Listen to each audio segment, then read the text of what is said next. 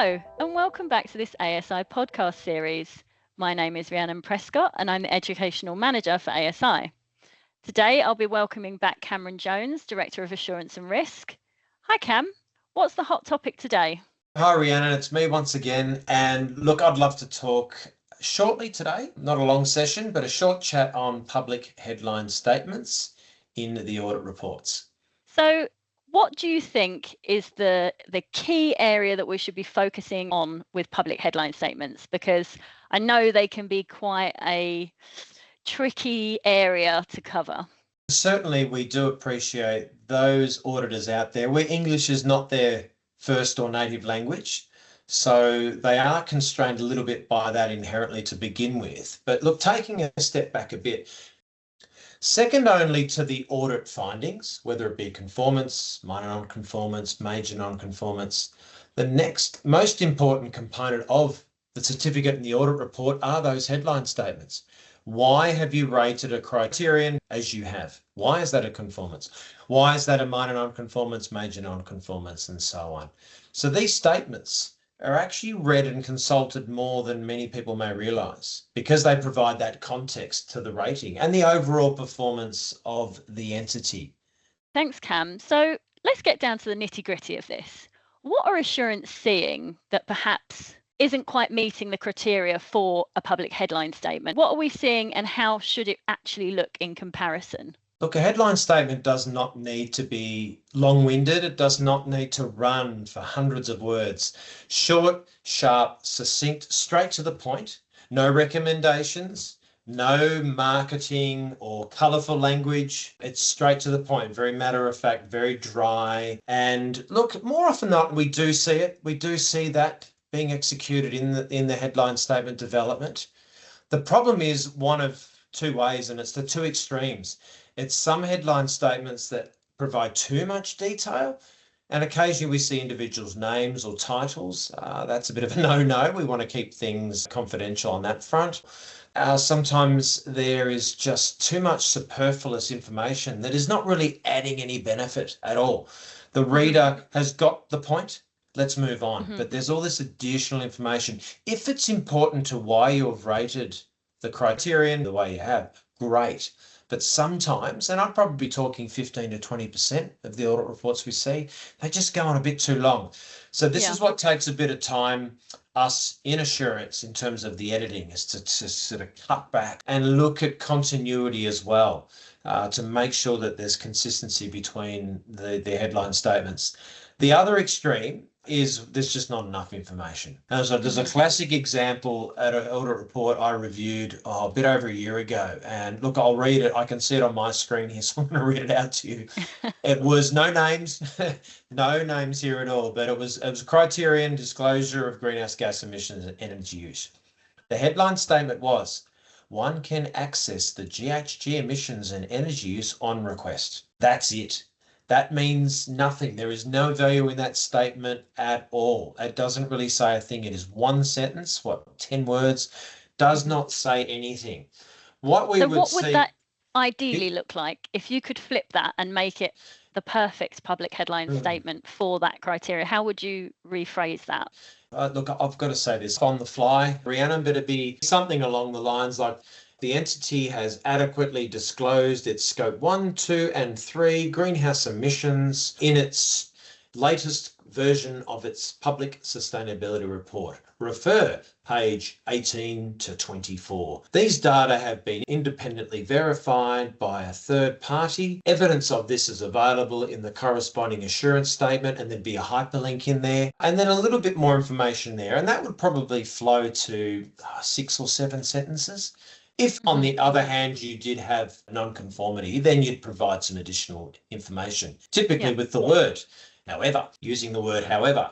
However, the entity has not disclosed, scope 3 emissions. Its sustainability report is 3 years old. The data have not been independently verified. So there, as I said up front, this headline statements need to show and illustrate why the non-conformity was raised in the first place.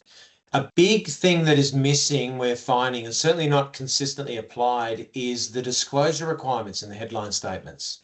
It's pretty clear from the normative language in the standards and also the guidance of where public disclosure is required. And you as an auditor need to provide an appropriate hyperlink or more, maybe several hyperlinks, but at least one where there is a public disclosure requirement as required under the standard. Often those links aren't there. We're requesting those links during oversight. The links might be dead. Now, I do appreciate that some companies, their IT departments like to move things around, and links might have worked during the audit, and now when you put the report in, they don't. It would be worth you checking those before you submit the report for a final in Elemental. That would be helpful. Yeah, that's those disclosure requirements that are sometimes missing. And one thing that does frustrate us a little bit is in previous audit reports, the assurance team has spent a lot of time editing the headline statements to be consistent, to be straight to the point, looking at capitalization, punctuation, spelling, checking the hyperlinks, making those statements look right.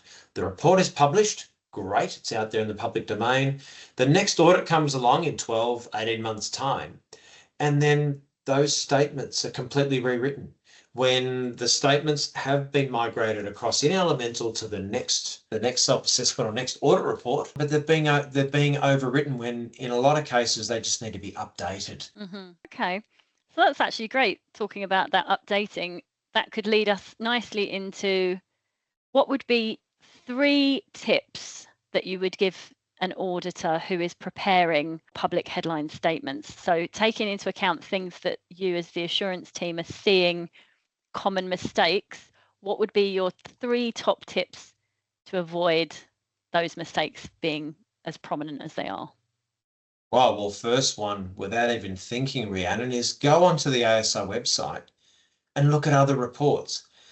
Every report that's published on ASI website, which associates with a certification, those reports have gone through a significant oversight process where, as I've just said, there is a lot of editing and review for consistency, capitalization, spelling, succinctness. Yeah, all those issues too. It's cleaning them up really. So have a look at them and go, right, the ASI team are comfortable with how these statements are written. I'm going to write mine similar.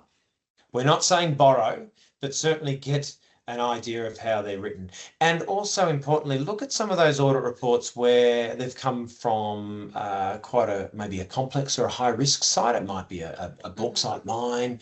It might be a integrated facility where there might be some high risk issues and where there'll be some criterion that the public headline statements are quite long because they need to be. They're a high risk issue and stakeholders out there, interested readers, want to know a little bit more. It might be a community issue in Northern Australia. It might be a human rights issue in Brazil. It might be an issue around working time in China. There's certain issues where it might be a little bit higher risk. Go to those and go, right, I know this site has some issues related to this. Wow, okay, that headline statement is a bit longer. That reads really good. I get that. I understand what the entity is doing in that regard. So yes, looking back at previous reports. Number 2, and I think I've said this on an earlier podcast, Rhiannon, is peer review. Get your assistant auditor to review. I'd be surprised how many of the audit reports actually aren't reviewed. I know you're very busy auditors out there, members are out there too, other people you're dealing with in the audit process are all very busy, but get someone else, get those fresh eyes to have a look. Number 3, and Rhiannon, you and I were talking about this before, about these AI tools that are out there now too. They're not the be all and end all, but they can provide some great little snippets of support for you with respect to things like capitalization, spelling, grammar. A colleague of mine recently was saying that she uses Grammarly a fair bit too and really has sharpened up her writing as well. So there's all these sorts of tools, these off-the-shelf tools, free and subscription, that really help your writing. And we're all time poor. So if that's going to help save you an hour or two, you're off to catch a flight, you've got to get this report in, you're off to the next audit. I'm going to run it through one of these tools just to help with my spelling, my writing and so forth. Of course, after that, then still get it reviewed, but it may really help speed up the process. You'd be surprised how better your headline statements may read after it's had a little bit of a cut and polish, so to speak. There's some really useful tips there, Cam. Thank you very much.